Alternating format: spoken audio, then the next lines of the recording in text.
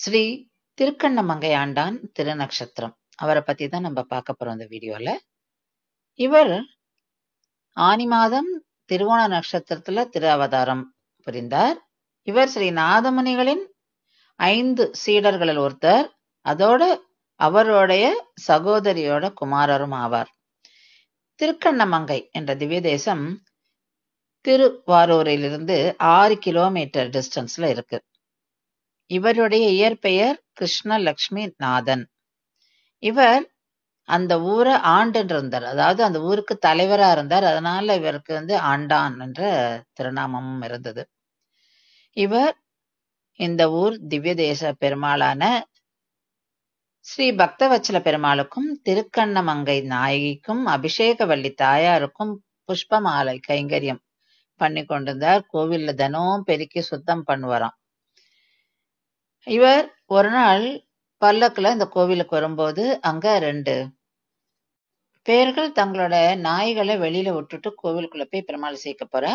இந்த நாய்கள் வரத்துக்குள்ள சண்டை போட்டு ஒண்ணு இறந்து போறது. அப்ப வெளியில வரும்போது இவர் இந்த ஓனர் ஆஃப் தி இந்த டெட் டாக் அவர் இன்னொரு நாய் மேல கோவப்பட்டு அதையும் கொன்னுடுறாரு. அதனால இவ 2 பேருக்குமே சண்டை வருது. இவ 2 பேருமே சண்டை போட்டு 2 பேருமே இறந்து போயிடுறா. இத அப்ப உள்ள வர திருக்கண்ணமங்கை ஆண்டான் பாக்குறார்.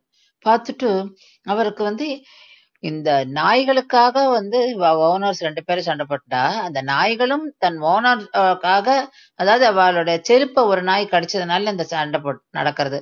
அப்ப இந்த இவங்கெல்லாம் இப்படி தங்களுக்குள்ளேயே அந்த ஒரு பாசத்தினால சண்டை போடும்போது அத்தனையுமே பெருமாள் படைச்சிருக்கார். அத்தனை ஜீவராசிகளும் பெருமாள் படைச்சிருக்கார்.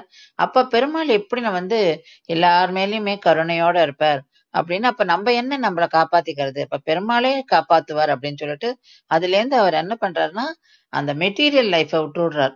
தன்னை காப்பாத்திக்கிறது, தனக்கு தேவையானதை பண்ணிக்கிறது அதெல்லாம் விட்டு அவர் அங்கேயே சதா சர்வ காலம் அந்த நாய் மாதிரியே தவழ்ந்துட்டு அவர் தன்னுடைய நித்தியப்படி கைங்கரியங்களை பெருமாளுக்கு பண்ணிட்டு இருக்கார். ஒரு நாள் பெருமாள் அந்த ஊர் ஜனங்களோட கனவுல தோணி இந்த மாதிரி சொல்றார், நாளைக்கு நான் ஸ்ரீ திருக்கண்ணமங்கை ஆண்டானுக்கு மோட்சம் தரப்போறேன் அப்படின்னு. அதனால ஊர் ஜனங்கள் எல்லாரும் கோவிலுக்கு பாக்குறா. இதெல்லாம் ஒண்ணுமே தெரியாத ஸ்ரீ திருக்கண்ணமங்கை ஆண்டான் என்ன பண்றார், அந்த கைங்கரியங்களை தொடர்றதுக்காக கோவிலுக்குள்ள சன்னதிக்குள்ள போறார்.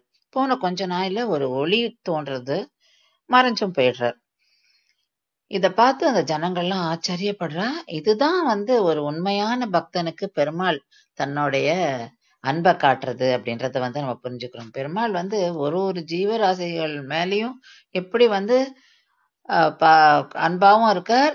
நமக்கு என்ன அதனால ஒரு டியூட்டினா அவருக்கு நம்ம கைங்கரியம் பண்ணணும். அதாவது நமக்கு நம்மளை எப்படி காப்பாத்துக்கலாம் அதையே நம்ம நினைக்காம நம்ம காப்பாத்த ஆண்டவன் இருக்கான் அப்படின்னு சொல்லிட்டு நம்ம சதா சர்வ காலம் அவனுக்கு தொண்டு புரியறதும் அவனுக்கு கைங்கரியம் பண்றதுதான் பண்ணணும் அப்படின்றதான் நம்ம இவருடைய வாழ்க்கையில இருந்து தெரிஞ்சுக்கிறோம்.